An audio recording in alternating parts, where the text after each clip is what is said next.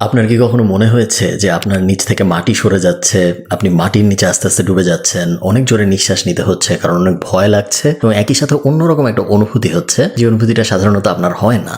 আপনার হাতের এই জায়গাটা ঘামা শুরু করে, কানের পিছনে কেমন একটা শিরশিরে অনুভূতি আসা শুরু করে। এই পুরো ব্যাপারগুলোই হয় অনেক মানুষের যখন তারা অনেক মানুষের সামনে একটা স্পিচ দিতে যায়, বড় একটা ক্রাউডের সামনে দাঁড়ায় আমরা যখন কথাবার্তা বলি, আমরা অনেকেই এই সমস্যাটা ফেস করি। এই সমস্যাটা এত কমন যে এটার একটা নামও আছে, নাম হলো গ্লসোফোবিয়া, যেটাকে আমরা সহজ বাংলায় বলতে পারি the fear of public speaking.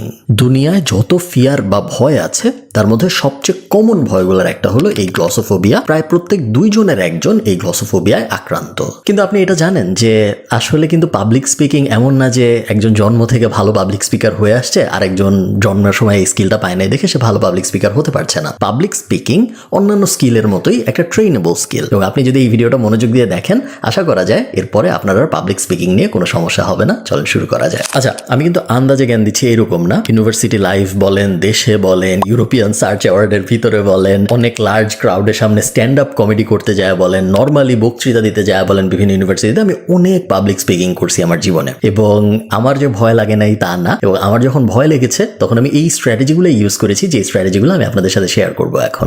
যখনই আপনি ভয় পাবেন বা অ্যাংশাস হবেন বা নার্ভাস হবেন, আপনি দেখবেন আপনার বন্ধু বান্ধবরা আপনাকে বলবেন যে জাস্ট রিল্যাক্স, কোনো সমস্যা নেই, একটু রিল্যাক্স করার চেষ্টা কর, সব ঠিক হয়ে যাবে। বাট এটা আসলে পুরোপুরি ভুল একটা কথা যখন আপনি পাবলিক স্পিকিং এর দিকে যাচ্ছেন। ডক্টর অ্যালিসন নামে খুব ফেমাস একটা ডক্টর আছে, উনি হার্ভার্ডের প্রফেসর ছিল এবং উনি একটা রিসার্চ পাবলিশ করছিল যেখানে উনি দেখাইছিল যে কেন রিল্যাক্স করার স্ট্র্যাটেজি কোনো সময় পাবলিক স্পিকিং এ কাজ হয় না। বায়োলজিক্যালি স্পিকিং, অ্যাংশাস হওয়া এবং এক্সাইটেড হওয়া খুব কাছাকাছি জিনিস। আপনি অ্যাংশাস হইলেও আপনার হার্ট রেট বেড়ে যায়, আপনি এক্সাইটেড হইলেও আপনার হার্ট রেট বেড়ে যায়, আপনি অ্যাংশাস হইলেও আপনার কর্টিজল টর্টিজল বেড়ে যায়, আপনি এক্সাইটেড হইলেও অনেক সময় আপনার কর্টিজল বেড়ে যায়, আপনি অ্যাংশাস হইলেও আপনার বডির fight or flight mode on হয়ে যায়, যে পালাবো অথবা মারামারি করব, আপনি এক্সাইটেড হইলেও সেম মোড অন হয়ে যায়। এখন আপনি যখন অ্যাংশাস হইছেন তখন যদি আমি আপনাকে বলি যে ভাই অ্যাংশাস হয়েন না, রিল্যাক্স করেন, তখন কি হয় জানেন? আসলে আপনার বডি 100 কিলোমিটার বেগে দৌড়ানোর চেষ্টা করতেছিল, আপনি হঠাৎ করে জোরে একটা ব্রেক চাপার চেষ্টা করতেছেন। হঠাৎ করে যখন কোনো একটা কিছু জোরে চলতেছে এটাকে ব্রেক করা হয় তখন এটা কিন্তু উল্টায় যায়। আমরা জানি আমাদের বডির সাথেও এটা হয়, আমরা হঠাৎ করে ব্রেক করে অ্যাংশাসনেস থেকে রিল্যাক্স মোডে তো যাইতে পারি না, উল্টা আমরা উল্টায় যাই, যেটা হওয়া যাবে না।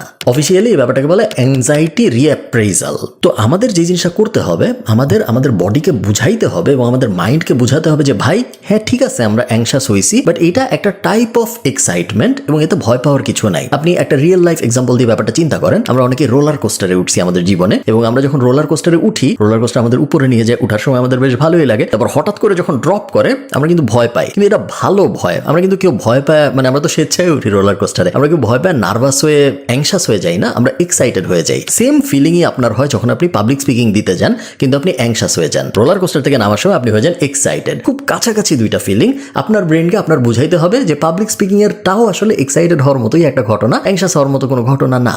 Never tell yourself to calm down, always say জোরে জোরে যে আই অ্যাম এক্সাইটেড, আমি এক্সাইটেড এই জিনিসটা করার জন্য, এবং আমি শিওর এই জিনিসটা ভালোই হবে আমি যদি করতে পারি। এটা আপনি বলবেন জোরে জোরে, এমনভাবে বলবেন যেন আপনি নিজে বলার পরে নিজের কান দিয়ে শুনেন, মনে মনে না, জোরে জোরে বলবেন, অন্য মানুষ শুনলেও কোনো সমস্যা নেই। এবং তারপরে আপনি যখন স্টেজে উঠবেন আপনি দেখবেন আপনার অ্যাংশাসনেস অনেক সময় এক্সাইটমেন্টে পরিণত হবে। আচ্ছা সরি, আমি অনেক বই টইয়ের রেফারেন্স দিচ্ছি কারণ এই যে কথাবার্তাগুলো আমি বলতেছি সব কথাবার্তাগুলো আমি বিভিন্ন বই টইয়ের থেকেই শিখছি, এই কারণে আমি রেফারেন্সগুলো দিচ্ছি। আপনারা চাইলে বইগুলো পড়েও নিতে পারেন। টক লাইক টেড নামে একটা বই আছে, যে বইটা লিখছিল আমার এই মুহূর্তে লেখকের নাম মনে পড়তেছে না, আপনারা একটু গুগল করে নিন। এই বইয়ের ভিতরে উনি রুল অফ থার্ডের কথা বলছিল, যে কিভাবে 3 স্টেপে ভাগ করে কোনো একটা কিছুকে বললে মানুষের ব্রেইন ওটা বেশি মনে রাখতে পারে।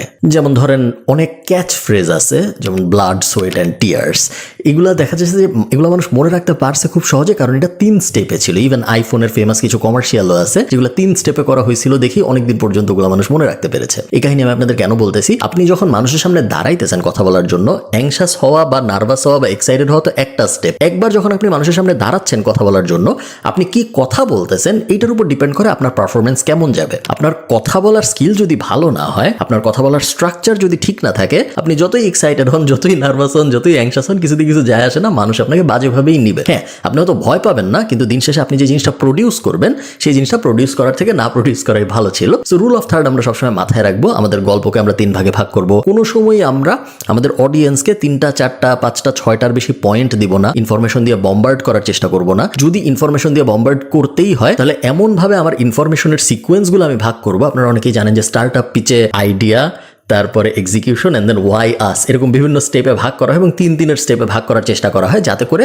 আমি যাকে ইনফরমেশন দিচ্ছি সেই জন্য ইনফরমেশন সহজভাবে মনে রাখতে পারে। দিন শেষে আপনি মনে রাখবেন, আপনি একটা লার্জ ক্রাউডের সামনে দাঁড়ায় কথা বলতেছেন, তারা ওই কথা শুনতেই ওখানে বসছে। সো একটা উইন উইন সিচুয়েশন আছে। তারা চায় না আপনি খারাপ করেন, আপনিও চান না আপনি খারাপ করেন। তাদেরকে আপনাকে সেম পেজেই রেখে আপনার আগায় যাওয়ার চেষ্টা করতে হবে। এটা আপনি তখনই করতে পারবেন যদি আপনি তাদের জন্য জিনিসটা কঠিন করে না ফেলেন। আপনি যদি অনেক কঠিন করে ফেলার চেষ্টা করেন তাদের জন্য, নিজের অজান্তেও অনেক সময় অনেকে কঠিন করে ফেললে তারা আস্তে আস্তে ধরে নিবে আপনার প্রেজেন্টেশন খারাপ। তারা কখনোই এইটা বুঝবে না যে এত ইনফরমেশন আসলে আমার নিজের ব্রেনে আমি রাখতে পারবো না। তারা সবসময় ভাবে যে দূরও কি বলে আমি বুঝলাম না, বা তারা জোন আউট করে ফেলবে। দুইটাই খুব খারাপ জিনিস।